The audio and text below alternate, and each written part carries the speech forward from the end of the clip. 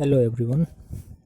In continuation of our previous lecture where we have started the textual analysis of scene 4th of act 1st of the drama Macbeth, and as this scene starts we have seen that King Duncan, the King of Scotland, asks a question that is the execution of previous Thane of Cawdor has been accomplished or not. In reply to that question, the elder son of King Duncan, Malcolm, replies that at the time of his hanging, the previous Thane of Cawdor has accepted his guilt, and he also begged for pardon. Then Macbeth and Banquo arrive at the scene, and while seeing Macbeth, very gratefully King Duncan welcomed him as the most worthy cousin, and he also said that whatever rewards and honors he has conferred upon Macbeth are much lesser than the intensity of the service of Macbeth. And in this way, we can see that King Duncan, with gratitude, trusted the loyalty of Macbeth. So now I'm sharing the text where we have left in our previous lecture. Yes, so at the end of this page you can see that King Duncan says that, "O worthiest cousin, the sin of my ingratitude even now was heavy on me. Thou art so far before that swiftest wing of recompense is slow to overtake thee. Would thou hadst less deserved that the proportion both of thanks and payment might have been mine. Only I have left to say, more is thy due than more than all can pay." So in this way we can understand that King Duncan says that the services Macbeth has provided to this kingdom are much higher than the honors and rewards King Duncan has bestowed upon him. So it shows King Duncan's gratitude towards Macbeth. Now we continue with our textual analysis. So to answer these words of King Duncan, Macbeth says that the service and the loyalty I owe in doing it pays itself. So Macbeth says that it is my duty to serve you and be loyal to you. Doing my duty is itself a reward. Your Highness's part is to receive our duties, and our duties are to your throne and state children and servants. And he also says that it is for your Highness to receive our services, and it is our duty to serve the throne and the state as children, and we all are your servants. which do but what they should by doing everything safe toward your love and honor. Macbeth says that we are all doing just what we should do as a part of our duty for your love and honor. So these words show that Macbeth also very gratefully replies to King Duncan, and it seems that he is a very loyal person of the kingdom. But as we all know that what's going on in his mind. Now King Duncan says, "Welcome hither." Hither is an old English word which means here. "Welcome hither. I have begun to plant thee, and will labor to make thee full of growing." And Duncan says that I have begun to lay the foundation to see that you attain the full stature of your greatness. Noble Banquo. So these words are addressed to Banquo. That has no less deserved, nor must be known, no less to have done so. Let me enfold thee and hold thee to my heart.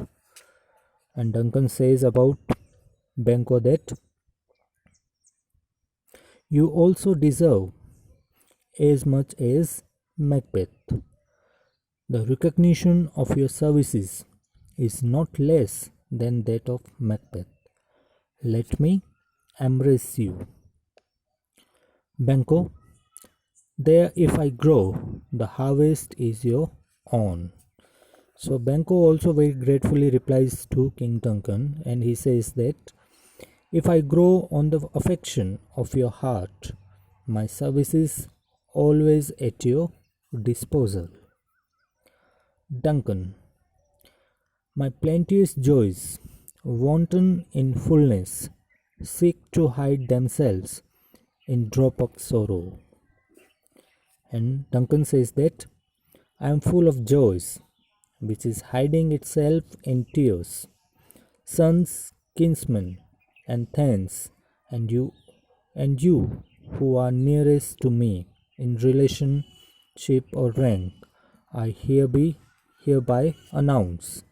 Sons, kinsmen, thans, and you whose places are the nearest know, we will establish our estate upon our eldest Malcolm, whom we name hereafter the Prince of Cumberland. So there is an announcement, and it is a very important announcement in the context of this drama. And Duncan says that I hereby announce that I appoint my eldest son Malcolm the successor to the throne, and he will be called hereafter the Prince of Cumberland. So in this way, Duncan made an announcement that his elder son Malcolm will be the successor of the throne, and from now he would be known as Prince of Cumberland, which honor must not accompany invest him only, but signs of nobleness. And he says about Malcolm that but this honor will not be conferred on Malcolm alone, but all who deserve will also receive adequate honors. Like stars shall shine on all deservers from hence to Inverness, and bind us further to you. And he says that but this honor will not be conferred on Malcolm alone, but all who deserve will also receive adequate honors. Let us proceed from here to Inverness, which will further strengthen our relationship. Now Macbeth says, "The rest is labor, which is not used for you. I'll be myself the harbinger, and make joyful the hearing of my wife with your approach. So humbly take my leave." Now Macbeth says that even the leisure which is not used in your service is like hard labor on me. I myself shall be the messenger and give this happy news of your arrival at our castle to my wife, and for this let me humbly take leave of you. So in this way, to honor Macbeth, King Duncan announces that he will be the guest for one night in the castle of Macbeth. Duncan, my worthy courtier, Macbeth aside, the Prince of Cumberland, that is a step on which I must fall down or else overleap, for in my way it lies. So Macbeth is thinking that Malcolm is the Prince of Cumberland. It is a hindrance in my way to the throne. Means he is an obstacle in the way to get the throne. I must either stumble over this step or get over it. So there are two ways for me, either to stumble down or I should block myself at this position as Thane of Corda, or I should take a further action to become the King of Scotland. Stars, hide your fires. Let not light see my black and deep desires. And he is thinking that, "O stars, hide your light. No light should see my sinful and evil desires." So, in this way, now we all can see that what kind of ideas are going on in the mind of Macbeth. He is thinking to do something evilsome. The eye wink at the hand, yet let that be, which the eye fears when it is done to see. And Macbeth thinking that, let my eyes not see my sinful hand, let that act be accomplished.